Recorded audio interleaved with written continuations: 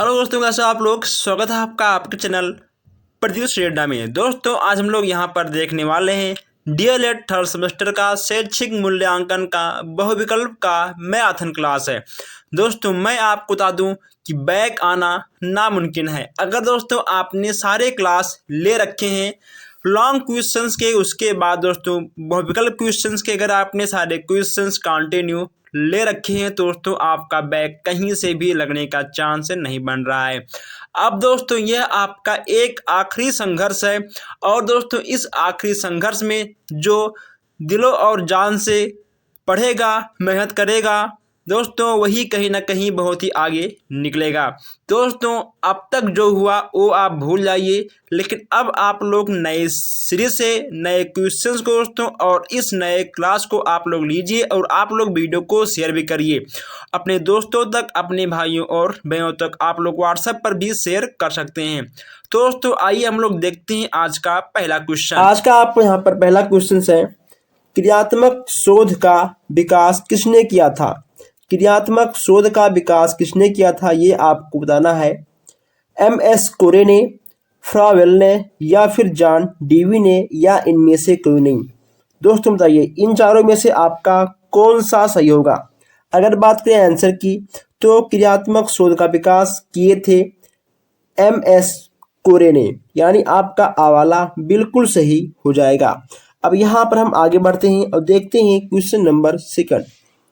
शून्य परिकल्पना किससे संबंधित है। शून्य परिकल्पना किससे संबंधित है ये आपको बताना है।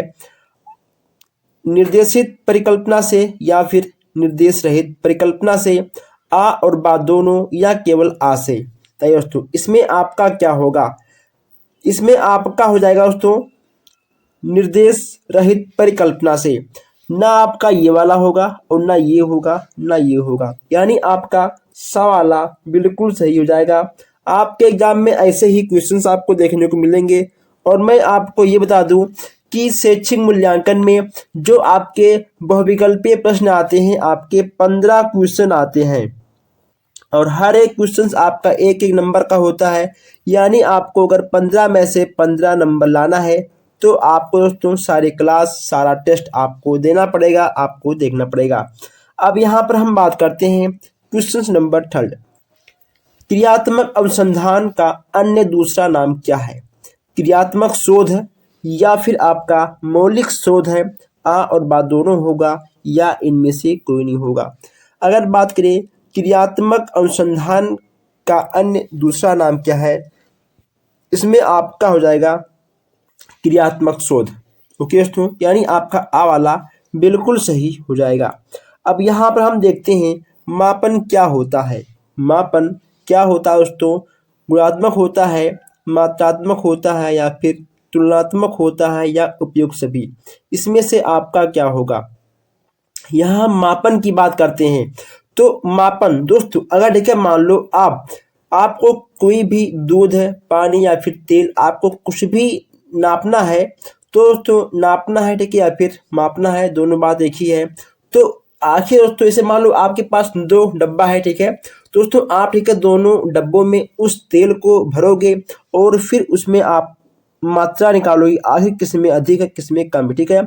तो मापन में आपका दोस्तों मात्रात्मक हो जाएगा ठीक है। आपका गुणात्मक और तुलनात्मक ये सब आपका नहीं होगा, आपका आ वाला बिल्कुल सही हो जाएगा। अब यहाँ पर हम देखते हैं मूल्यांकन क्या होता है। मूल्यांकन क्या होता है, अगर बात करें दोस्तों मूल्यांकन, तो मूल्यांकन में ठीक है दोस्तों हम लोग तुलना करते हैं। कैसे, अगर दोस्तों मान लो ये ठीक है आपके 2 बच्चे हैं, आप जिस भी स्कूल में टीचर हो, अगर ठीक है मान लो ये आपके 2 बच्चे हैं तो दोस्तों अगर मान लो आपको इन दोनों बच्चों में अंतर ढूंढना है, आखिर कौन पढ़ने में तेज है ठीक कौन पढ़ने में कमजोर है, तो दोस्तों आपको तुलना करना पड़ेगा ठीक है दोस्तों, आपको तुलना करना पड़ेगा शारीरिक रूप से, मानसिक रूप से। ओके दोस्तों, हर प्रकार से आपको तुलना करना पड़ेगा, तभी आप दोनों बच्चों में मूल्यांकन जान पाओगे। यानी कुल मिलाकर आपका सा वाला बिल्कुल सही हो जाएगा, यानी आपका हो जाएगा तुलनात्मक। ओके दोस्तों, चलिए आगे बढ़ते हैं। अब यहाँ हम देखते हैं क्वेश्चन नंबर 6। 60वां यहाँ पे आपका है, क्रियात्मक अनुसंधान का प्रथम चरण क्या है? कार्यविधि, समस्या चुनने का कारण, समस्या की पहचान या निष्कर्ष। बताइए इसमें से आपका क्या होगा? क्रियात्मक अनुसंधान का प्रथम चरण क्या है दोस्तों? इसमें से आपका क्या होगा? अगर बात करें आंसर की, तो इसमें आपका हो जाएगा समस्या की पहचान। क्या होगा आपका? समस्या की पहचान आपका बिल्कुल सही हो जाएगा। नेक्स्ट यहाँ पे आपका है, का संबंध किससे है? ओके दोस्तों, नया दर्शक का संबंध किससे है? मापन से, आ और सा दोनों से, या फिर क्रियात्मक से, या केवल आ से। अगर बात करें आंसर की, इसमें आपका हो जाएगा क्रियात्मक शोध से। किससे होगा आपका? आपका क्रियात्मक शोध है, बिल्कुल सही हो जाएगा। दोस्तों यहाँ पे 8वां भी आपका है। ओके दोस्तों, इसका देखिए यहाँ पे आपको क्या दिया गया था कि इसका संबंध किससे है? दोस्तों यहाँ पे इसका शाब्दिक अर्थ आपको बताना है।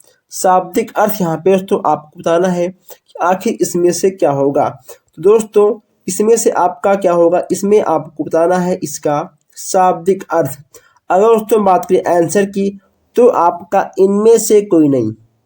ओके दोस्तों, इनमें से आपका कोई नहीं होगा, या फिर न्याय देखने वाला, या फिर न्याय देने वाला, या फिर सैंपल देने वाला। बताइए इनमें से आपका कौन सा होगा? अगर बात करें आंसर की, तो आपका हो जाएगा सैंपल देने वाला। ओके तो यानी नमूना। सैंपल का हिंदी होता है नमूना। संज्ञात्मक पक्ष किससे संबंधित है? संज्ञात्मक पक्ष आपका किससे संबंधित है? बोध से, व्यवहारिक एवं मूल्यांकन से, ज्ञान से, या उपयुक्त सभी से।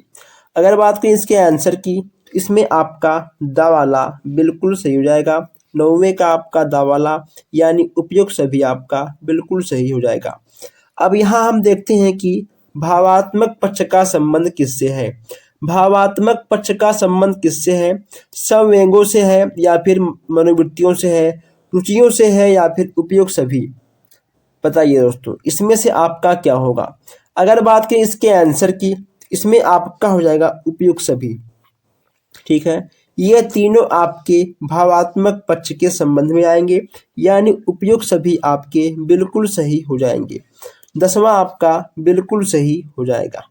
अब यहाँ हम देखते हैं 11वां क्वेश्चन। 11वां क्वेश्चन देखते हैं यहाँ पर हम कि कौशलात्मक पक्ष का दूसरा नाम क्या है?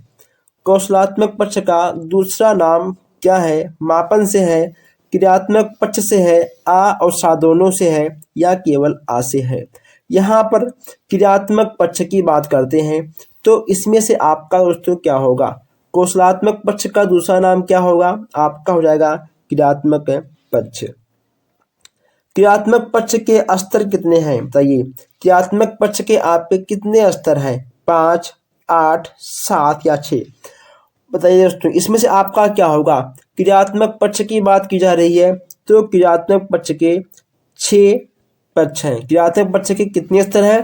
क्रियात्मक पक्ष के 6 स्तर हैं। इन सब चीज़ों को हमने आपको नोट्स में लिखवाया भी था। अगर आपने अभी तक इसका नोट्स नहीं बनाया है, तो उसका लिंक आपको डिस्क्रिप्शन में मिल जाएगा, और दोस्तों इस वीडियो की एंड में भी आपको मिल जाएगी। उत्तम परीक्षण की विशेषताएं कौन सी हैं? उत्तम परीक्षण की विशेषताएं कौन सी हैं? विश्वसनीयता, या फिर व्यवहारिकता, या वैधता, या फिर सभी। अगर उत्तम परीक्षण की बात करें, तो दोस्तों इसमें कहीं ना कहीं आपका हो जाएगा उपयुक्त सभी, क्योंकि एक अच्छा परीक्षण, एक उत्तम परीक्षण वही होता है जिसमें आपको विश्वसनीयता, दोस्तों व्यवहार, ये आपको तीनों चीज देखने को मिले, यानी आपका दा वाला बिल्कुल सही हो जाएगा। ठीक है दोस्तों, दा वाला आपका बिल्कुल सही हो जाएगा। अब यहाँ पर हम बात करते हैं 14वां, मौखिक परीक्षाओं का आरंभ किसने किया था? मौखिक परीक्षाओं का आरंभ किसने किया था? तो अगर दोस्तों हम यहाँ पर मौखिक परीक्षाओं की बात करेंगे, तो इसमें से दोस्तों आपका सा वाला बिल्कुल सही हो जाएगा। दोस्तों इसमें आपका कौन सा होगा? इसमें आपका सा वाला दोस्तों नहीं, इसमें आपका ठीक है बा वाला बिल्कुल सही हो जाएगा। हम यहाँ पर आपको बता दें कि जो क्वेश्चंस आपको नया लगे आपको उस क्वेश्चंस को नोट करते हुए आगे बढ़ना है, ताकि कोई भी क्वेश्चंस आपसे छूटे ना, क्योंकि आपका नोट्स ही आपके एग्जाम के कुछ घंटे पहले आपका नोट्स ही काम आएगा। मौखिक परीक्षाओं को किसने महत्वपूर्ण स्थान दिया है? मौखिक परीक्षाओं को किसने महत्वपूर्ण स्थान दिया है? तो दोस्तों अगर महत्वपूर्ण स्थान की बात करें तो हरलाग महोदय जी ने मौखिक परीक्षाओं को महत्वपूर्ण स्थान दिया है। किसने? हरलाग जी ने, ठीक है। हरलाग यानी आपके दा वाला बिल्कुल सही हो जाएगा। इसमें आपका दा वाला बिल्कुल सही हो जाएगा, इसमें आपका कोई भी दो राय नहीं हो सकता। चलिए आगे बढ़ते हैं। और जो हमारे भाई बहन नए हैं, जो लोग अभी तक चैनल को सब्सक्राइब नहीं किए हैं और वीडियो को लाइक नहीं किए हैं, वो लोग वीडियो को लाइक करते हैं, चैनल को सब्सक्राइब कर दें, ताकि हर अपडेट आप तक सबसे पहले पहुंचे। और जो हमारे भाई बहन अभी तक वीडियो को शेयर नहीं किए हैं वो शेयर कर दें, ताकि और अधिक से अधिक हमारे भाई बहन हम लोगों से ऐड हों और उनका बैक आने से बचे, ठीक है। अगर आपका बैक ना आए तो बहुत अच्छी बात है, लेकिन इसके लिए आपको हर क्लास को कंटिन्यू लेना पड़ेगा और आपको पढ़ना भी पड़ेगा। अब यहाँ देखते हैं हम 16वां क्वेश्चन। मूल्यांकन का उद्देश्य क्या है? मूल्यांकन का उद्देश्य क्या है? समस्याओं का निराकरण करना, छात्रों की समस्याओं का ज्ञान, शिक्षक द्वारा शिक्षण कार्य में सुधार या उपयुक्त सभी। मूल्यांकन की उद्देश्य की बात यहाँ पर की जा रही है, तो मूल्यांकन के उद्देश्य में आपका ये दा वाला बिल्कुल सही हो जाएगा, ठीक है। दा वाला आपका बिल्कुल सही हो जाएगा। मूल्यांकन की प्रमुख विशेषताएं क्या है? मूल्यांकन की प्रमुख विशेषताएं क्या है ये भी आपको यहाँ पर बताना है। अब यहाँ पर हम मूल्यांकन की प्रमुख विशेषताओं की बात करें तो इसमें आपका गुणों का मापन होता है, सतत चलने वाली प्रक्रिया है, शिक्षण प्रक्रिया गतिशील बनाती है, उपयुक्त सभी। इसमें आपका दा वाला बिल्कुल सही हो जाएगा। क्या होगा आपका? इसमें आपका दा वाला बिल्कुल सही हो जाएगा। आगे बढ़ते हैं। शैक्षिक नवाचार के अंतर्गत आते हैं। शैक्षिक नवाचार के अंतर्गत आपके कौन कौन से आते हैं? आपके विद्यालय प्रबंधन, मूल्यांकन, शिक्षण अधिगम, उपयुक्त सभी। शैक्षिक नवाचार के अंतर्गत आपकी ये तीन चीजें आती हैं, विद्यालय प्रबंधन, मूल्यांकन, शिक्षण अधिगम और ये आपका उपयुक्त सभी। ओके दोस्तों, यानी आपका दा वाला बिल्कुल सही हो जाएगा। 19वां आपका है, व्यक्तित्व के सभी पक्षों का मूल्यांकन किया जाता है। व्यक्तित्व के सभी पक्षों का मूल्यांकन किया जाता है। सतत मूल्यांकन, व्यापक मूल्यांकन, आ और साथ दोनों या इकाई मूल्यांकन। इसमें से आपका क्या होगा? तो अगर व्यक्तित्व के सभी पक्षों के मूल्यांकन की बात करें तो इसमें आपका हो जाएगा व्यापक मूल्यांकन। क्या होगा आपका? आपका व्यापक मूल्यांकन बिल्कुल सही हो जाएगा, यानी आपका सा वाला बिल्कुल सही हो जाएगा। अब यहाँ देखते हैं 20वां क्वेश्चन से। ज्ञान बोध व अनुप्रयोग का संबंध मूल्यांकन के किस पक्ष से है? संज्ञानात्मक, भावात्मक, कौशलात्मक या फिर नैतिक? बताइए इन चारों में से क्या होगा? इन चारों में से आपका क्या होगा? जहां पर भी आपको ज्ञान बोध हुआ अनुप्रयोग का संबंध मूल्यांकन के पक्ष की बात करें वहां पे आपका हो जाएगा संज्ञानात्मक पक्ष। क्या होगा? संज्ञानात्मक पक्ष आपका बिल्कुल सही हो जाएगा। हम लोग यहाँ पर 20 क्वेश्चन देख चुके हैं। अब आगे बढ़ते हैं, देखते हैं 21 क्वेश्चन यानी 21वां क्वेश्चन से। और अब भी आप लोगों ने वीडियो को लाइक नहीं किया है, लाइक करिए प्लस शेयर करिए। नेक्स्ट यहाँ पे आपका है, सत्र के अंत में किया जाने वाला मूल्यांकन क्या कहलाता है? सत्र के अंत में किया जाने वाला मूल्यांकन आपका क्या कहलाता है? बहुत ही आसान क्वेश्चन दोस्तों। सतत मूल्यांकन, दक्षता आधारित मूल्यांकन या वार्षिक मूल्यांकन, उपयुक्त में से कोई नहीं। अब यहाँ पर सत्र के अंत की बात की जा रही है, यानी साल के अंत में। तो साल के अंत में जो मूल्यांकन होता है वह आपका होता है वार्षिक मूल्यांकन। क्या होता है? आपका होता है ये वार्षिक मूल्यांकन। नेक्स्ट यहाँ पे आपका है, प्रायोगिक मूल्यांकन किसमें होता है? विज्ञान, भूगोल, कृषि में, हिंदी तथा संस्कृत में, इतिहास हुआ, नागरिक शास्त्र में, दर्शन शास्त्र में। बताइए इसमें से आपका क्या होगा? प्रायोगिक मूल्यांकन किसमें होता है? इसमें आपका क्या होगा? तो आपका हो जाएगा विज्ञान, भूगोल और कृषि में। ठीक है, विज्ञान, भूगोल और कृषि में, यानी आपका आ वाला आपका बिल्कुल सही हो जाएगा। नेक्स्ट यहाँ पे आपका है उत्तर परीक्षण की विशेषताएं नहीं हैं। उत्तम परीक्षण की विशेषताएं नहीं हैं। अब यहाँ पर उत्तम परीक्षण की विशेषताओं की बात करते हैं तो हम आगे बात कर चुके हैं। इसमें से आपका जो नहीं होगा दोस्तों, आपका नहीं होगा कठोरता। कभी भी बच्चों को आपको कठोर नियम या फिर कठोर दोस्तों कठोर तरीकों से बच्चों के सामने आपको नहीं पेश आना है। ठीक है दोस्तों, तो उत्तम परीक्षण की विशेषता नहीं है, यानी आपका ये, यानी जो आपका गलत है वही आपका सही है। अब यहाँ बात करते हैं 24 क्वेश्चंस की। छात्रों को आरंभिक ज्ञान का मूल्यांकन किया जाता है। छात्रों का आरंभिक ज्ञान का मूल्यांकन किसके द्वारा किया जाता है? आंकलिक मूल्यांकन से या फिर मौखिक मूल्यांकन से, दक्षता मूल्यांकन से, आशा दोनों। इसमें क्या होगा? जब भी आपसे आरंभिक ज्ञान का मूल्यांकन की बात किया जाए इसमें आपका हो जाएगा मौखिक मूल्यांकन। ठीक है, क्या होगा आपका? आपका हो जाएगा 24 का सा वाला। चलिए, ब्लूप्रिंट का संबंध किससे है? ब्लूप्रिंट का संबंध आपका किससे है? क्रियात्मक शोध से है, नवाचार से है, या फिर प्रश्न पत्र निर्माण से है, उपचारात्मक शिक्षण से है। बताइए ब्लूप्रिंट की यहाँ पर हम बात करते हैं तो ब्लूप्रिंट दोस्तों जहाँ पर भी आपको दिख जाए ब्लूप्रिंट, वहाँ पे आपका प्रश्न पत्र निर्माण संबंधित चीजें आ जाएंगी। ब्लूप्रिंट को हम आपको बहुत ही अच्छे से समझाए थे जब हमने अपना नोट्स आपको दिया था दोस्तों। जब हमने आपका नोट्स बनवाया था शैक्षिक मूल्यांकन का, हमने उसमें आपको ब्लूप्रिंट के बारे में बहुत ही अच्छे से समझाया भी था। तो अगर आपने अभी तक नहीं देखा है तो आप देख लीजिए, उसका लिंक आपको डिस्क्रिप्शन में मिल जाएगा। अब यहाँ पर हम चलिए दोस्तों आगे बढ़ते हैं। हम यहाँ पर 25 क्वेश्चंस देख चुके हैं। 26 आपका है बचाव निदान का उच्चतम स्तर क्या है? दोस्तों बचाव निदान का उच्चतम स्तर है।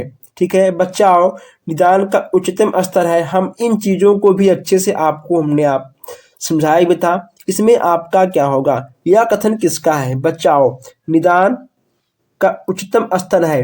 दोस्तों देखिए, आप एक बार इसको फिर समझ लीजिए।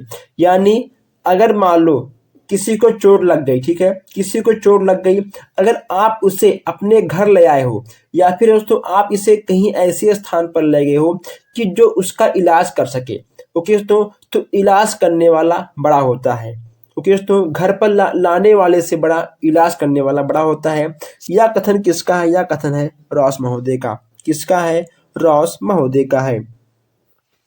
27 आपका है शैक्षिक मूल्यांकन शैक्षिक क्षेत्र के क्रियात्मक अनुसंधान का प्रयोग किसने किया था? शैक्षिक क्षेत्र में क्रियात्मक अनुसंधान का प्रयोग किसने किया था? ये भी यहाँ पे आपको बताना है। इसमें आपका क्या होगा? 27 दोस्तों 27 की बात करें तो इसमें आपका हो जाएगा स्टीफन एस कोरेने। कौन थे? स्टीफन एस कोरेने, यानी आपका आवाला बिल्कुल सही हो जाएगा। रायबर्न, स्किनर, बुट्रो, ये सब आपके नहीं होंगे। आपका आ वाला बिल्कुल सही हो जाएगा। ठीक है, आपका आ वाला बिल्कुल सही हो जाएगा। अब यहाँ देखते हैं शैक्षिक उद्देश्यों के अनुसार प्रश्नों के कितने पक्ष हैं? 1, 4, 10 या 6। शैक्षिक उद्देश्यों के अनुसार प्रश्नों के कितने पक्ष हैं? तो आपके हो जाएंगे 4 प्रश्न। कितने प्रश्न आपके? आपके 4 प्रश्न हो जाएंगे, यानी आपका बा वाला बिल्कुल सही हो जाएगा। यहाँ देखते हैं हम 29 क्वेश्चन से। मूल्यांकन एक निरंतर चलने वाली प्रक्रिया है। यह कथन दोस्तों किसका है? बताइए दोस्तों, यह कथन किसका है? कोठारी आयोग का या फिर NCERT का, UGC का, मुदारियल कमीशन का? बताइए इसमें से आपका क्या होगा? तो दोस्तों मूल्यांकन एक निरंतर चलने वाली प्रक्रिया है। यह आपका है कथन NCERT का। नेक्स्ट यहाँ पे आपका है मूल्यांकन अनुरूप। मूल्यांकन अनुरूप है उद्देश्यों के, विधि के, प्रविधि के या फिर सिद्धांतों के। मूल्यांकन के अनुरूप इसमें से आपका क्या होगा? अगर दोस्तों बात करें आंसर की, इसमें आपके हो जाएंगे विधि के। ठीक है दोस्तों, मूल्यांकन अनुरूप है विधि के। ठीक है, विधि के अनुरूप मूल्यांकन है, मूल्यांकन के अनुरूप है विधि, यानी आपका तीसरे में सा वाला बिल्कुल सही हो जाएगा। मूल्यांकन का क्रियात्मक पक्ष है। मूल्यांकन का क्रियात्मक पक्ष क्या है?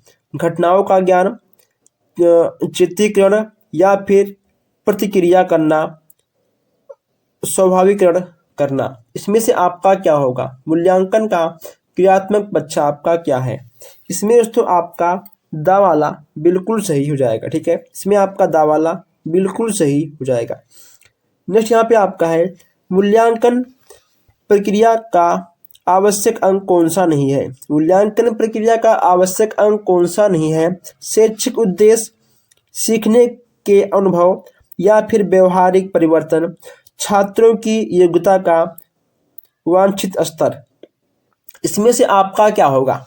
तो अगर बात करें आंसर की, तो इसमें आपका दा वाला बिल्कुल सही होगा, यानी छात्रों की योग्यता का वांछित स्तर। ठीक है, दा वाला आपका बिल्कुल सही हो जाएगा। अब यहाँ पर हम देखते हैं मूल्यांकन। मूल्यांकन की बात करते हैं। यहाँ पर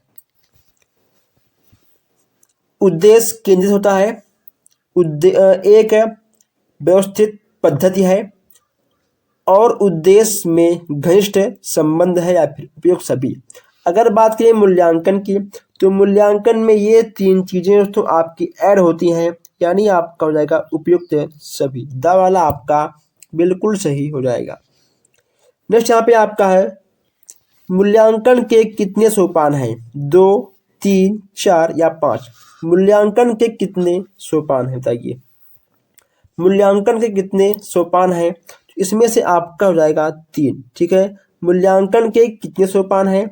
मूल्यांकन के 3 सोपान हैं। अब यहाँ हम बात करते हैं मापन की भूमिका है। मापन की भूमिका की बात करते हैं। 35 यहाँ पर है आपका। मापन की भूमिका क्या दोस्तों है? वस्तु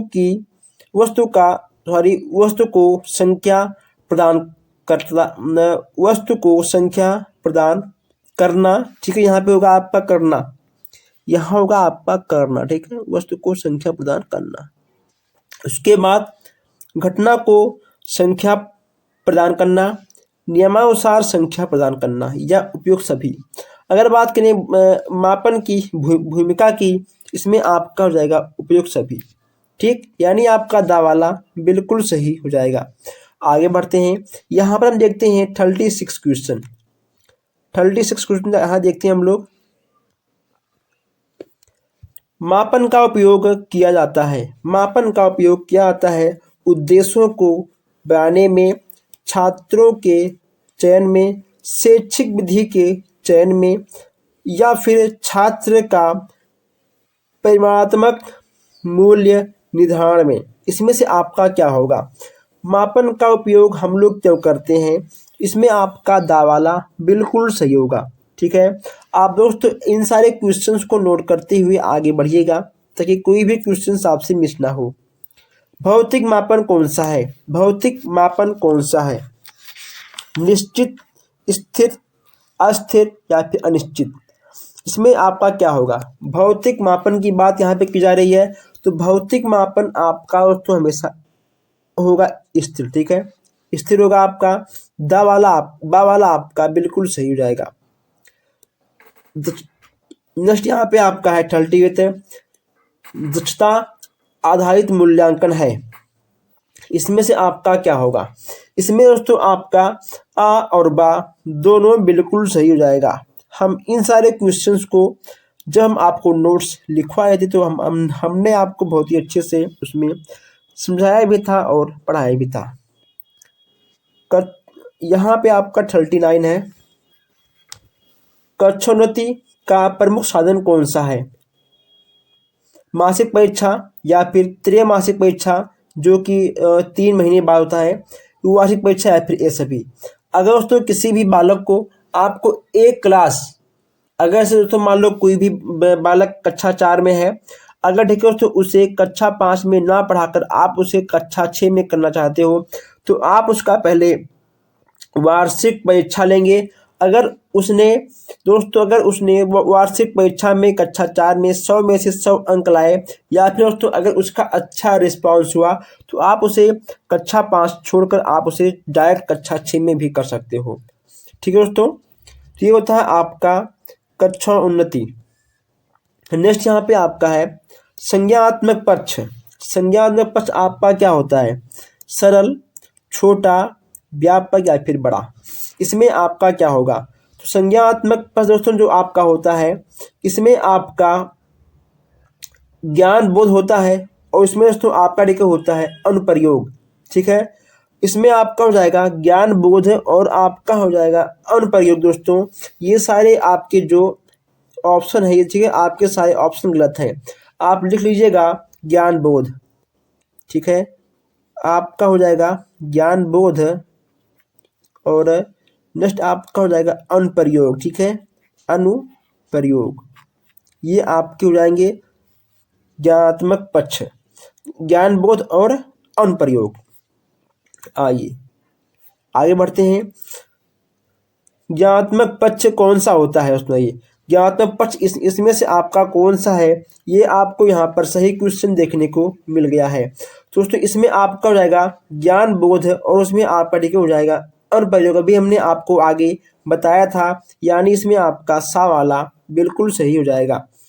नेक्स्ट यहाँ पे आपका है मूल्यांकन का क्षेत्र कौन सा है? मूल्यांकन का क्षेत्र कौन सा है? सरल, कठिन, व्यापक या आसान। मूल्यांकन की क्षेत्र की बात करते हैं, इसमें आपका हो जाएगा व्यापक। क्या होगा? व्यापक आपका बिल्कुल सही हो जाएगा। नेक्स्ट यहाँ पे आपका है ज्ञान तत्व विस्तार है। ज्ञान तत्व विस्तार है अनंत, निश्चित, सीमित या इनमें से कोई नहीं। ज्ञान तत्व विस्तार की बात किया जाए तो दोस्तों ज्ञान आपका होता है अनंत। ओके दोस्तों, आप जितना भी ज्ञान प्राप्त कर सकोगे आप कर पाओगे, यह आपका अनंत होता है। ठीक है, आ वाला आपका बिल्कुल सही है। नेक्स्ट यहाँ पे आपका है भावात्मक पक्ष को शामिल किया जाता है। भावात्मक पक्ष को आप किस में शामिल करते हैं ये भी यहाँ पे आपको बताना है। मान्यताएं या फिर मान्यताएं दोस्तों या फिर चित्रिक गुण, अभिवृत्तियां या ये सभी। तो भावात्मक पक्ष में आपके जब ये तीनों ही शामिल हैं यानी आपका हो जाएगा ये सभी। ये सभी आपके बिल्कुल सही हो जाएंगे। अब यहाँ बात करते हैं 45। प्राथमिक कक्षाओं में किस मूल्यांकन प्रविधि का प्रयोग किया आता है? प्राथमिक कक्षाओं में किस मूल्यांकन के प्रविधि का प्रयोग किया आता है यही आपको यहाँ पर बताना है। तो दोस्तों अगर बात करें आंसर की, इसमें आपका क्या होगा? जांच सूची या फिर संचयी आलेख है। दोस्तों देखिए यहाँ पे आपका होगा संचयी आलेख। ठीक है, यहाँ होगा आपका संचयी आलेख या फिर निरीक्षण। तो इसमें आपका सा वाला बिल्कुल सही हो जाएगा। ठीक है, सा वाला आपका बिल्कुल सही हो जाएगा। चलिए आगे बढ़ते हैं। अब यहाँ देखते हैं प्रश्नावली किस सूची से संबंधित है। प्रश्नावली आपका किस सूची से संबंधित है ये भी आपको यहाँ पर बताना है। अगर बात करें प्रश्नावली किस सूची से संबंधित है, यानी दोस्तों अगर इसके आंसर की बात करें तो इसमें आपका आ वाला बिल्कुल सही हो जाएगा। कुछ हमारे भाई बहन ऐसे हैं जो वीडियो को देखते हैं, क्लास को लेते हैं कंटिन्यू, लेकिन वो चैनल को सब्सक्राइब नहीं करते हैं। ऐसा मत करिए, नहीं तो आगे आने वाले दोस्तों जो आपकी क्लास रहेंगे अच्छे लॉन्ग क्लास रहेंगे जो 2 घंटे 1 घंटे के, वो क्लास आपसे कहीं मिस ना हो जाए और फिर आपका कहीं बैक ना आ जाए। इसीलिए आपका बैक ना आए इसलिए आपको चैनल को सब्सक्राइब करना पड़ेगा। आप चैनल को सब्सक्राइब करिए और वीडियो को लाइक करिए, प्लस शेयर भी आप लोग इसे कर सकते हैं। नेक्स्ट यहाँ पे आपका है संज्ञानात्मक किससे संबंधित है।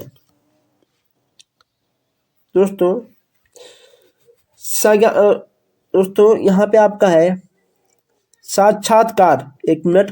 हाँ दोस्तों, साक्षात्कार आपका किससे संबंधित है। इसमें आपका क्या होगा, साक्षात्कार आपका किससे संबंधित है, प्रश्नावली से, अनुसूची से या फिर चिन्हांकन सूची से, प्राप्तांक से। इसमें आपका क्या होगा, साक्षात्कार किससे संबंधित है, इसकी बात यहाँ पर की जा रही है। इसमें आपका देखिए क्या होगा, इसमें आपका उत्तर हो जाएगा अनुसूची से। ठीक है, साक्षात्कार आपका अनुसूची से संबंधित है, यानी आपका बा वाला बिल्कुल सही हो जाएगा। अब यहाँ बात करते हैं 48 की। अशाब्दिक निर्धारण मापनी है। इसमें दोस्तों आपका क्या होगा, निर्धारण मापनी, स्थिर मापनी, आंतरिक मापनी दोस्तों या फिर आत्म निर्धारण विधि। इसमें आपका क्या होगा दोस्तों, अगर बात करें आंसर की तो इसमें आपका हो जाएगा आत्म निर्धारण विधि। ठीक है, आपका दा वाला बिल्कुल सही हो जाएगा।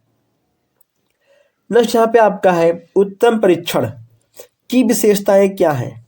उत्तम परीक्षण की विशेषताएं क्या है दोस्तों, इसमें हम क्या बताएं, इस पर हम कई बार चर्चा कर चुके हैं और ये आपको पता होगा। इसमें आपका हो जाएगा उपयुक्त सभी। ठीक है, इसमें आपका दावाला बिल्कुल सही हो जाएगा।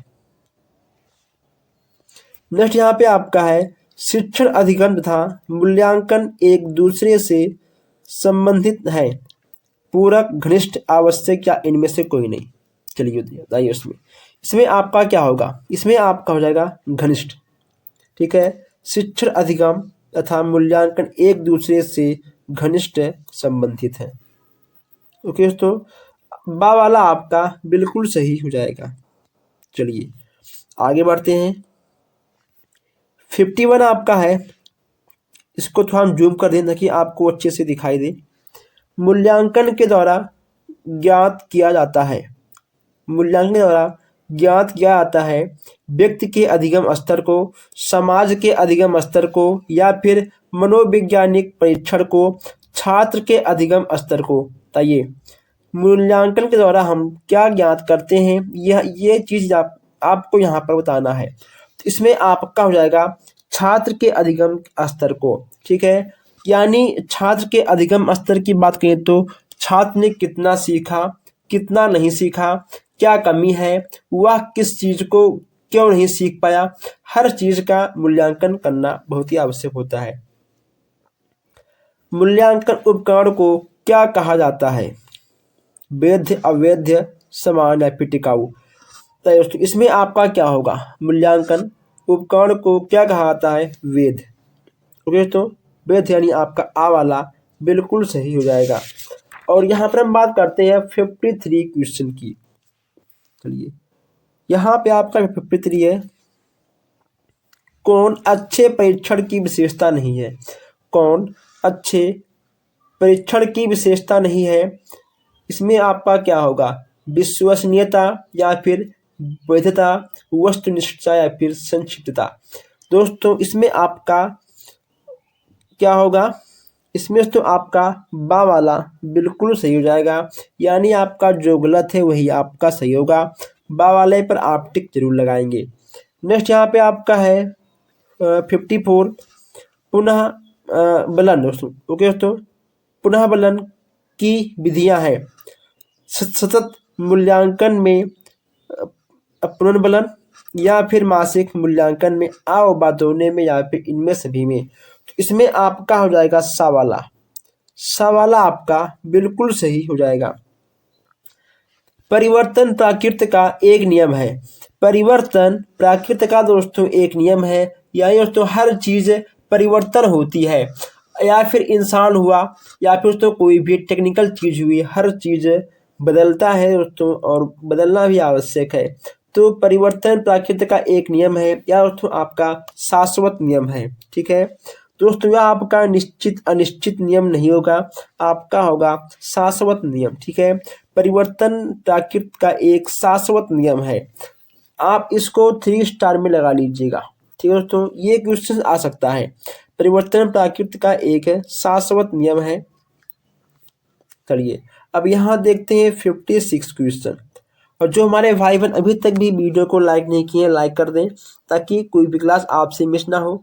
आपके एक लाइक से हमें थोड़ा सा मोटिवेशन मिलता है, ताकि ऐसे ही अच्छे अच्छे क्लास हम आपके लिए लेके आते रहें और उससे और लाइक से कुछ नहीं होता। नेक्स्ट यहाँ पे आपका है, नवाचार का निर्माण किया जाता है नैतिक आधार पर, मनोवैज्ञानिक आधार पर, सामाजिक आधार पर, या फिर ये सभी। इसमें से आपका क्या होगा? नवाचार का दोस्तों निर्माण किया जाता है, इसमें आपका हो जाएगा मनोवैज्ञानिक के आधार पर। ठीक है, नवाचार का निर्माण आपका मनोवैज्ञानिक के आधार पर किया जाता है। यहाँ बात करते हैं 57, प्रार्थना स्थल की क्या गतिविधियां हैं? प्रार्थना स्थल की क्या गतिविधियां हैं? स्वच्छता, राष्ट्रगीत, या फिर सद्विचार, या उपयुक्त सभी। सभी चीजें उपयुक्त, ये 3 चीजें होना बहुत ही आवश्यक है एक प्रार्थना स्थल पर, यानी आपका ये सभी बिल्कुल सही हो जाएगा। चलिए नेक्स्ट यहाँ पे आपका है, पाठक्रम सहगामी क्रियाओं को कितने अंगों में बांटा जा सकता है? 4, 2, 5 या 3। पाठक्रम सहगामी क्रियाओं को कितने अंगों में बांटा जा सकता है? तो दोस्तों इसमें आपका क्या होगा? इसमें आपका हो जाएगा 2। ठीक है, 2 आपका बिल्कुल सही हो जाएगा। अब यहाँ हम थोड़ा बात कर लें शिक्षण से। शिक्षण से क्या तात्पर्य है? शिक्षण से क्या तात्पर्य है? सीखना, पढ़ना, शिक्षा प्रदान करना, या फिर ये सभी। इसमें से आपका क्या होगा? शिक्षण से क्या तात्पर्य है? इसमें दोस्तों आपका हो जाएगा ये सभी। ठीक है, आपका सीखना, पढ़ना, शिक्षा प्रदान करना, ये आपके तीनों होंगे, यानी आपका ये सभी बिल्कुल सही हो जाएगा। नेक्स्ट यहाँ पे आपका है, शिक्षण एक है। शिक्षण आपका एक क्या है? प्रक्रिया है, व्यवहार है, संबंध है, या इनमें से कोई नहीं। बताइए दोस्तों इसमें से आपका क्या होगा? तो शिक्षण आपका एक प्रकार का दोस्तों क्या है? शिक्षण आपका एक प्रकार का क्या है? अगर मान लो आपसे ऐसे ही क्वेश्चन पूछ ले तो आप इसका दोस्तों आंसर क्या दोगे? शिक्षण आपका दोस्तों एक प्रकार का व्यवहार है, प्रक्रिया है, या फिर संबंध है, ये आपको यहाँ पर बताना है। इसमें आपका होगा संबंध। क्या होगा दोस्तों? इसमें आपका संबंध हो जाएगा। शिक्षण एक प्रकार का संबंध है। आपका 61 क्वेश्चन, शिक्षण सीखने के लिए दोस्तों, शिक्षण सीखने के लिए क्या चाहिए? प्रेरणा चाहिए, या फिर पथ निर्देशन चाहिए, या फिर दोस्तों क्या होगा इसमें आपका? देखिए दोस्तों, अगर आपको कुछ भी सीखना है, ठीक है, या फिर अगर आप किसी भी बालक को कुछ भी सिखाते हो तो उसके अंदर ये तीनों चीज होना बहुत ही आवश्यक है, यानी आपका हो जाएगा उपयुक्त सभी। ठीक है, आपका दा वाला बिल्कुल सही हो जाएगा। नेक्स्ट यहाँ पे आपका है, शिक्षण की प्राकृत है। शिक्षण की प्राकृत आपका क्या है? शिक्षण एक उद्देश्यपूर्ण प्रक्रिया है। शिक्षण का मापन किया जाता है, निर्देशन प्रक्रिया है, या फिर ये सभी। अगर बात करें इसके आंसर की, इसमें भी आपका हो जाएगा ये सभी, यानी आपका दा वाला बिल्कुल सही हो जाएगा। आइए हम लोग आगे बढ़ते हैं। अब यहाँ देखते हैं 63 क्वेश्चन, व्यापक मूल्यांकन का आशय होता है। व्यापक मूल्यांकन का आशय दोस्तों क्या होता है? व्यक्तित्व के सभी पक्षों के मूल्यांकन से, नैतिक पक्ष के मूल्यांकन से, या फिर नैतिक पक्ष के मूल्यांकन से। दोस्तों वही आपका दोस्तों देखिए यहाँ पे आपका हो गया, देखिए रिपीट, कोई बात नहीं, बौद्धिक मूल्यांकन से। तो इसमें आपका क्या होगा? यहाँ पे जो लिखा है आपका नैतिक, यहाँ आप लिख लीजिए सामाजिक। ठीक है, यहाँ पे आपका सामाजिक था, यहाँ पे आपका नैतिक हो गया, कोई बात नहीं, लेकिन आपका जो इसका आंसर होगा आपका हो जाएगा आ वाला। आ वाला आपका बिल्कुल सही हो जाएगा। व्यक्तित्व के सभी पक्षों के मूल्यांकन, मूल्यांकन प्रक्रिया को समानता कितने भागों में बांटा गया है? बताइए दोस्तों, मूल्यांकन प्रक्रिया को कितने भागों में बांटा गया है? 4, 6, 2 या 9?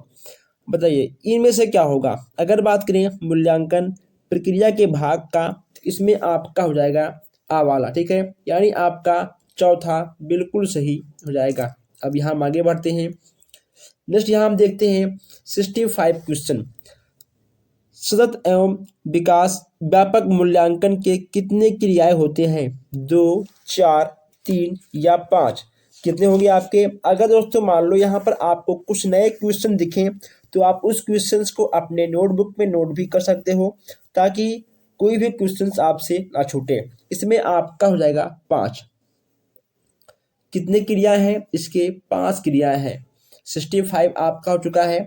यहाँ पर हम सारे क्वेश्चंस को बहुत तेजी के साथ खत्म करने वाले हैं ताकि आपका टाइम भी बच जाए और आप हर क्वेश्चंस को टच भी कर ले जाए, क्योंकि पता नहीं क्वेश्चंस आपके एग्जाम में कहाँ से आ जाए, इसलिए हर क्वेश्चंस को देखना आपका फर्ज है और हमारा भी फर्ज है आपको दिखवाना, बताना और समझाना। क्रियात्मक शोध का मूल आधार क्या है? क्रियात्मक शोध का मूल आधार क्या है? आ वाला होगा या फिर सा वाला, बा या दा। समस्या हमारी और हल भी हमारा। समस्या का हल, समस्या का तार्किक हल या समस्या का गहन विश्लेषण। तो इसमें दोस्तों आपका क्या होगा? इन चारों में से आपका क्या होगा ये आपको बताना है। अगर क्रियात्मक शोध के मूल आधार की बात करें तो आप एक चीज लिख लीजिए, समस्या हमारी और हल भी हमारा। ओके दोस्तों, समस्या हमारी और हल भी हमारा, यहाँ पे आप लिख लीजिए हल। ठीक है, समस्या हमारी और हल भी हमारा, या आपका आ वाला बिल्कुल सही हो जाएगा।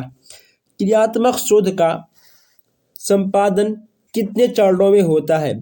4, 9, 6 या 8? बताइए, क्रियात्मक शोध का संपादन कितने चरणों में होता है? यहाँ पर ये आपको बताना है। अगर बात करें क्रियात्मक शोध के चरणों के बारे में, इसमें आपका हो जाएगा 6 चरण। कितने? 6, यानी आपका सवाला बिल्कुल सही हो जाएगा। अब यहाँ हम देखते हैं 68 क्वेश्चन। दोस्तों आप लोग क्वेश्चंस को नोट करते हुए आगे बढ़िए ताकि जो क्वेश्चंस आपको नए नए दिख रहे हैं वो क्वेश्चंस भी आपकी नोटबुक में आ जाए। क्रियात्मक शोध से किसी समस्या का प्रस्तावित उत्तर कहलाता है। क्या होगा आपका? संकल्पना, पूर्व उत्तर, पूर्व हल या फिर परिकल्पना। इसमें से आपका क्या होगा? आ, बा, सा या दा। इसमें दोस्तों आपका हो जाएगा परिकल्पना। क्या होगा? परिकल्पना आपका बिल्कुल सही हो जाएगा। चलिए आगे बढ़ते हैं। नेक्स्ट यहाँ पे आपका है, मूल्यांकन का संज्ञानात्मक पक्ष संबंधित है। किससे आपका संबंधित है? ज्ञान से, बोध से, या फिर अनुप्रयोग से, या उपयुक्त सभी से। बताइए इसमें से आपका क्या होगा? अब यहाँ पर मूल्यांकन का संज्ञानात्मक पक्ष संबंधित की बात की जा रही है, इसमें से आपका उसमें क्या होगा? इसमें उसमें क्या होगा आपका? अगर बात करें आंसर की तो इसमें आपका ज्ञान, बोध और अनुप्रयोग, ये आपके तीनों बिल्कुल सही हैं। ठीक है, जब आपके तीनों बिल्कुल सही हैं तो आपका दा वाला बिल्कुल सही हो जाएगा, यानी उपयुक्त सभी। नेक्स्ट यहाँ पे आपका है, सतत मूल्यांकन कहलाता है अंत का मूल्यांकन, मध्य का मूल्यांकन, नित्य प्रक्रिया का मूल्यांकन, या उपयुक्त सभी। क्या होगा इसमें से? इसमें से आपका क्या होगा? अगर बात करें इसके आंसर की, इसमें आपका हो जाएगा उपयुक्त सभी। ठीक है, दा वाला इसमें भी आपका सही हो जाएगा। आइए अब यहाँ देखते हैं 71 क्वेश्चंस। उत्तम परीक्षण की विशेषता है। दोस्तों इन चारों में से आपका क्या होगा? विधता या फिर विश्वसनीयता, वस्तुनिष्ठता, या फिर उपयुक्त सभी। उत्तम परीक्षण के अंतर्गत आपका क्या होगा? तो मैं आपको यहाँ पर बता दूं कि आपका उत्तम परीक्षण के अंतर्गत आपके ये चारों आ जाएंगे, यानी आपका हो जाएगा उपयुक्त सभी। यहाँ पर 72 क्वेश्चन है। ब्लूप्रिंट का संबंध किससे है? ब्लूप्रिंट का संबंध आपका किससे है? उपचारात्मक शिक्षण से, क्रियात्मक शोध से, प्रश्न पत्र निर्माण से, नवाचार से। जब हमने इसका नोट्स आपको लिखवाया था, अगर आपने नोट्स नहीं लिखा है तो उसका लिंक भी आपको कमेंट बॉक्स में मिल जाएगा, या फिर उसका लिंक आपको डिस्क्रिप्शन में भी देके मिल जाएगा। आप दोनों जगह से देख सकते हो। इसका हो जाएगा आपका प्रश्न पत्र निर्माण से। जहाँ भी आपको दिख जाए ब्लूप्रिंट, ब्लूप्रिंट का संबंध सीधा आपका होगा प्रश्न पत्रों के निर्माण से। चलिए आगे बढ़ते हैं। नेक्स्ट यहाँ पे आपका है, उपचारात्मक शिक्षण संबंधित है, यानी आपका उपचारात्मक शिक्षण किससे संबंधित है? अब यहाँ पर हम अगर उपचारात्मक शिक्षण की बात करेंगे तो इसमें से आपका क्या होगा? गणित विषय के शिक्षक से या फिर पठन क्षमता के विकास से, अंग्रेजी विषय के शिक्षण से, त्रुटियों को दूर करने। तो सबसे अच्छा आंसर, ठीक है, ये देखिए। उपचार करना यानी किसी भी गलती को दूर करना, यह होगा आपका बा वाला आपका बिल्कुल सही हो जाएगा। रॉस का कथन है, तो ये इन चारों में से आपका कौन सा सही होगा?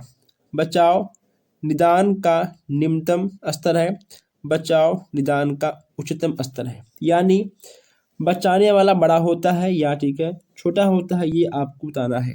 अगर बात करें हम आंसर की, तो इसमें आपका हो जाएगा बचाव निदान का उच्चतम स्तर है, ठीक है। सा वाला आपका बिल्कुल सही हो जाएगा बिना किसी डाउट के।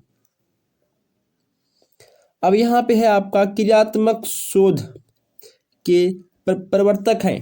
क्रियात्मक शोध के प्रवर्तक आपके कौन हैं, ये आपको यहाँ पर बताना है। क्रियात्मक शोध की बात करें तो क्रियात्मक शोध की अगर हम लोग बात करेंगे तो इसमें आपका हो जाएगा स्टीफन एस्कोरे। आपके कौन हो जाएंगे? स्टीफन एस्कोरे, यानी आपका बा वाला बिल्कुल सही हो जाएगा, इसमें आपका कोई भी डाउट नहीं है। अब यहाँ देखते हैं 76 क्वेश्चंस। क्या देखते हैं? 76 क्वेश्चंस यहाँ देखते हैं। सतत एवं व्यापक मूल्यांकन का आरंभ कब हुआ था? 2009 में, 2008 में, 2010 में, 2011 में। बताइए इन चारों में से आपका क्या होगा? अगर बात करें आंसर की तो इसमें आपका हो जाएगा 2009। क्या होगा आपका? 2009 बिल्कुल सही हो जाएगा। चलिए, रीता ने भाषा में 60 अंक प्राप्त किए। अब 60 अंक का प्राप्त करना है, यह आपका किसके अंतर्गत आएगा? मापन, परीक्षण, मूल्यांकन या उपलब्धि। हमने आपको बताया था नोट्स बनवाने के दौरान कि अगर आपको अंक दिख जाए तो वह आपका आएगा मापन के अंतर्गत, ठीक है। अगर अंक आपको दिख जाए तो वह आपका मापन के अंतर्गत आएगा, यानी आपका आ वाला बिल्कुल सही हो जाएगा। चलिए आगे बढ़ते हैं। ब्लूम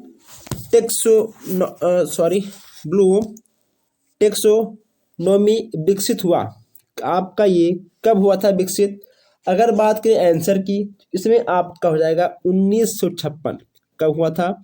1956 में आपका विकसित हो गया था। निबंधात्मक परीक्षण के प्रश्न है। निबंधात्मक परीक्षण के प्रश्न आपके कौन से हैं दोस्तों? ये आप क्या जाएंगे?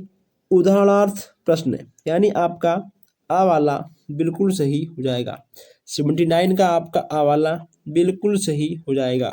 चलिए, वस्तुनिष्ठ परीक्षा की विशेषताएं नहीं है। वस्तुनिष्ठ परीक्षा की विशेषताएं नहीं है, इसमें आपका क्या होगा? इसमें भी आपका हो जाएगा पाठ्यक्रम की व्यापकता। पाठ्यक्रम की व्यापकता, यानी आपका सा वाला हो जाएगा। जो आपका गलत है वही आपका सही होगा, सा वाला आपका बिल्कुल सही हो जाएगा। अब यहाँ देखते हैं 81 क्वेश्चन। यहाँ पे 81 क्वेश्चन आपका है शैक्षिक मूल्यांकन का अंग है। शैक्षिक मूल्यांकन का अंग इसमें से आपका कौन सा होगा? व्यवहारात्मक अनुभव या फिर स्मृति अनुभव, प्रेरणात्मक अनुभव या फिर अधिगम अनुभव। शैक्षिक मूल्यांकन की बात यहाँ पे की जा रही है, तो शैक्षिक मूल्यांकन में आपका आएगा अधिगम अनुभव। क्या होगा? अधिगम अनुभव आपका बिल्कुल सही हो जाएगा। परिकल्पना क्या होता है? बताइए, परिकल्पना क्या होता है? समाधान का पूर्व अनुमान, समाधान के बाद में अनुमान, शोध के मध्य में अनुमान, कोई अनुभव नहीं किया। ठीक है, बताइए परिकल्पना क्या होता है, ये आपको बताना है। अगर परिकल्पना की बात करें तो समाधान का पूर्व अनुमान, ये आपका आ वाला बिल्कुल सही हो जाएगा। चलिए 83 आपका है मापन का सामान्य सिद्धांत किससे संबंधित है? मापन का सामान्य सिद्धांत किससे संबंधित है? गणित से, भूगोल से, विज्ञान से या फिर अर्थशास्त्र से। इसमें से आपका कौन सा होगा? अगर बात करें आंसर की, इसमें आपका हो जाएगा गणित से। किससे होगा? गणित से आपका बिल्कुल सही हो जाएगा। आगे बढ़ते हैं। नेक्स्ट यहाँ पे आपका है शैक्षिक उद्देश्य के अंग है। शैक्षिक उद्देश्य के अंग आपके कौन कौन से हैं? बालक, समाज, विषय वस्तु या फिर उपयुक्त सभी। अब यहाँ पर हम शैक्षिक उद्देश्य की बात करें तो इसमें आपके बालक, समाज और विषय वस्तु आपकी तीनों आ जाएंगे, यानी आपका दा वाला बिल्कुल सही हो जाएगा। बिल्कुल सही आपका दा वाला हो जाएगा, इसमें कोई डाउट नहीं है। चलिए 85 आपका है बालक के विभिन्न कौशल विकसित होने वाला क्षेत्र कौन सा है? ज्ञानात्मक, भावात्मक, क्रियात्मक क्षेत्र या फिर उपयुक्त सभी। अब यहाँ पर जब आपको उपयुक्त सभी दिख ही गया है तो आप आंख मूंदिए और सीधा आप उपयुक्त सभी पर टिक लगाइए, क्योंकि दोस्तों 100 में से 98% आपका उपयुक्त सभी ही सही होता है। अगर हम वीडियो को लाइक करने के लिए ना बोले तो आप लोग वीडियो को लाइक नहीं करते हो। क्यों दोस्तों? आप लोग वीडियो को लाइक करिए ताकि ये थोड़ा सा हमको मोटिवेशन मिल सके, ताकि ऐसे ही अच्छी अच्छी क्लास हम आपके लेकर आते रहें। तो 85 का आपका उपयुक्त सभी बिल्कुल सही हो जाएगा। आइए अब यहाँ देखते हैं बौद्धिक योग्यताएं। बौद्धिक योग्यता में बोध का अंग नहीं है दोस्तों, अंग नहीं है। अनुभव या फिर विवेचना, अनुप्रयोग या फिर वांग विस्तार, इसमें से आपका क्या होगा? अब यहाँ पर बौद्धिक योग्यता के बोध अंगों का नहीं होने की बात की जा रही है। 86 यहाँ पे आपका है, इसमें से आपका क्या होगा दोस्तों? इसमें से आपका क्या होगा? इसमें से आपका हो जाएगा अनुप्रयोग। क्या होगा? दा वाला आपका बिल्कुल सही हो जाएगा। चलिए 87 आपका है सत्र के अंत में किया जाने वाला मूल्यांकन कहलाता है इकाई मूल्यांकन, वार्षिक मूल्यांकन, व्यापक मूल्यांकन या फिर दक्षता आधारित मूल्यांकन। इसमें से आपका क्या होगा? अब जब यहाँ पर सत्र के अंत की बात की जा रही है, इसमें आपका हो जाएगा वार्षिक मूल्यांकन। क्या होगा? वार्षिक मूल्यांकन, यानी आपका सा वाला बिल्कुल सही हो जाएगा।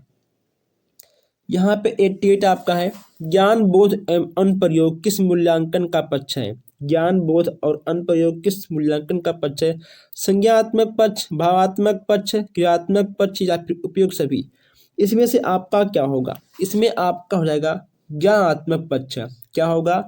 ज्ञानात्मक पक्ष आपका बिल्कुल सही हो जाएगा। चलिए आगे बढ़ते हैं। नेक्स्ट यहाँ पे आपका है बचाव निदान का उच्चतम स्तर है, यह कथन किसका है? किसने कहा है कि बचाव निदान का उच्चतम स्तर है? यह कथन किसका है ये आपको यहाँ पर बताना है। तो ये हमारे कहे हैं रॉस महोदय। किसने कहा है? रॉस जी ने कहा है कि बचाव निदान का उच्चतम स्तर है, यानी दोस्तों बचाने वाले से बड़ा होता है उसका निदान करना। ठीक है। नेक्स्ट यहाँ पे आपका है निम्न में से मूल्यांकन का पक्ष नहीं है? संज्ञात्मक, क्रियात्मक, भावात्मक और मात्रात्मक।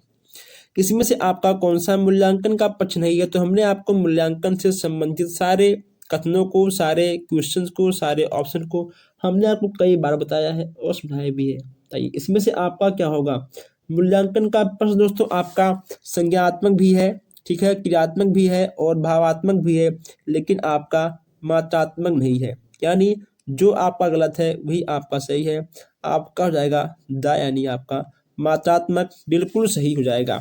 अब यहाँ हम लोग देखने वाले हैं 91 क्वेश्चन है। ब्लूप्रिंट का संबंध किससे है?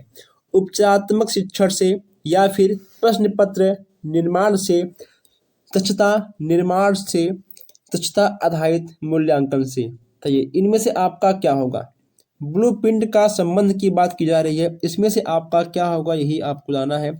अगर बात करें आंसर की तो इसमें आपका हो जाएगा बा, प्रश्न पत्रों के निर्माण से। हमने आपसे कई बार कहा कि जहां कहीं भी आपको ब्लूप्रिंट दिख जाए वहां पे आपको प्रश्न पत्र निर्माण से संबंधित क्वेश्चंस आपको लेके मिल जाएगा।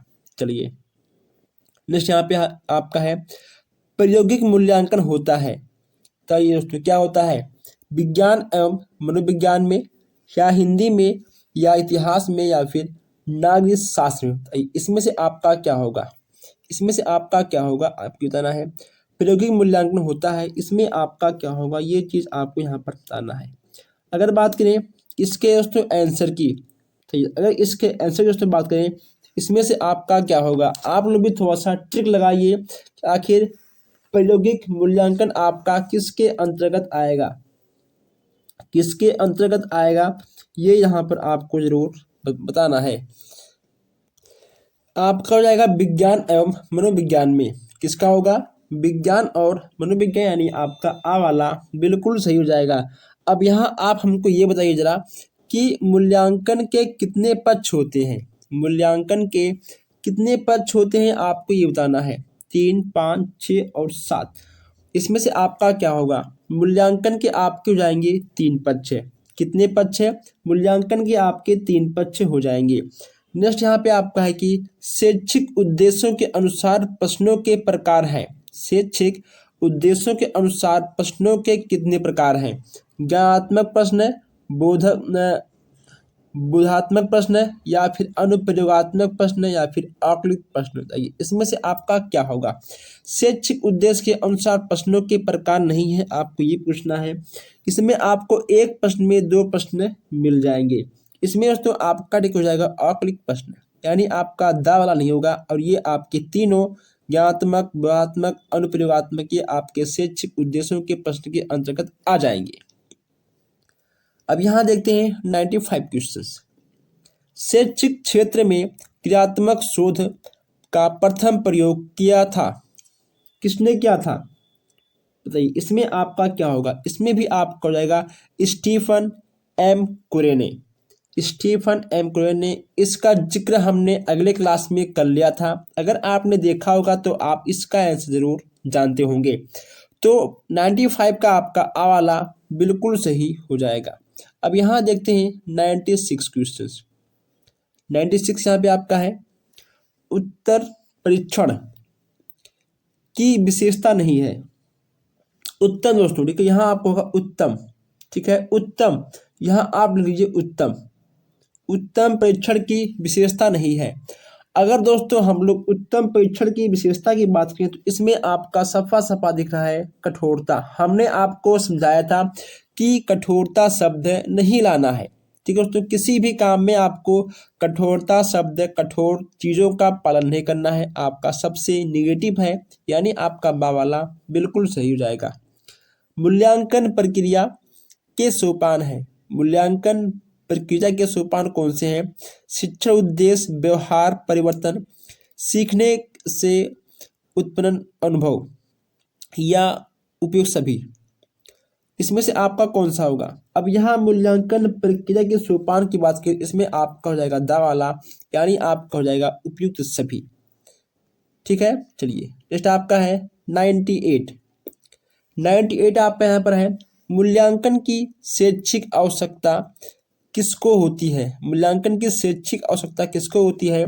छात्र को, शिक्षक को, या फिर अभिभावक और समाज को, या फिर उपयुक्त सभी को। अगर आपको एक अच्छा समाज बनाना है तो छात्र, शिक्षक, समाज और अभिभावक, ओके तो यानी आपके दा वाला बिल्कुल सही हो जाएगा। अच्छे शिक्षण से ही अच्छे समाज का निर्माण होता है। समान बुद्धि, समान रूप से मूल्यांकन के कितने पक्ष हैं। समान रूप से मूल्यांकन के 2 पक्ष हैं। हमने आपको 3 से 4 बार इसको बताया भी है, दिखाया भी है, और हमने इसको आपको थ्योरी क्लास में समझाया भी था। मूल्यांकन प्रक्रिया का केंद्र बिंदु कौन सा होता है। विद्यार्थी, विद्यालय, अध्यापक, या प्रधानाचार्य। अब यहाँ मूल्यांकन प्रक्रिया के केंद्र की बात की जा रही है, तो ना आपके अध्यापक होंगे, ना आपके होंगे प्रधानाचार्य, ना आपका विद्यालय, आपके हो जाएंगे विद्यार्थी। ओके दोस्तों, विद्यार्थी ही सबसे मूल बिंदु होता है, ठीक है। अब वाला आपका बिल्कुल सही हो जाएगा। ओके दोस्तों, चलिए आगे बढ़ते हैं। शैक्षिक शोध को समानता कितने वर्गों में बांटा गया है। 5, 4, 6 या फिर 3। इसमें से आपका क्या होगा। शैक्षिक शोध को समानता कितने वर्गों में बांटा गया है। इसमें आपका हो जाएगा 3। कितने वर्गों में, इसको हम लोगों ने 3 वर्गों में बांट दिया है। नेक्स्ट यहाँ पे आपका है शैक्षिक अधिगम प्रक्रिया में नवाचार है, क्या है। शिक्षा उद्देश्य, व्यवहार परिवर्तन, या फिर सीखने में उत्पन्न अनुभव, या उपयुक्त सभी, इसमें से आपका कौन सा होगा? शिक्षण अधिगम प्रक्रिया में नवाचार की बात की जा रही है, इसमें आपका दोस्तों सबसे सही हो जाएगा उपयुक्त सभी। क्या होगा? उपयुक्त सभी आपका बिल्कुल सही हो जाएगा। नेक्स्ट यहाँ पे आपका है, निम्न में से कौन सा ब्लूम के संज्ञानात्मक क्षेत्र के अंतर्गत नहीं आता? ब्लूम का नाम तो आप लोगों ने सुना होगा, विश्लेषण, संश्लेषण, मूल्यांकन या मूल्यांकन, इसमें आपका क्या होगा? इसमें दोस्तों आपका नहीं आता। ठीक है दोस्तों, आपका विश्लेषण, संश्लेषण, आपका मूल्यांकन आता है, लेकिन आपका मूल्यांकन दोस्तों ये ठीक है आपका नहीं आएगा। आपका दा वाला बिल्कुल गलत हो जाएगा, यानी जो आपका गलत वही आपका सही। अब यहाँ पे आपको फिर से एक बार दिख गया ब्लूप्रिंट।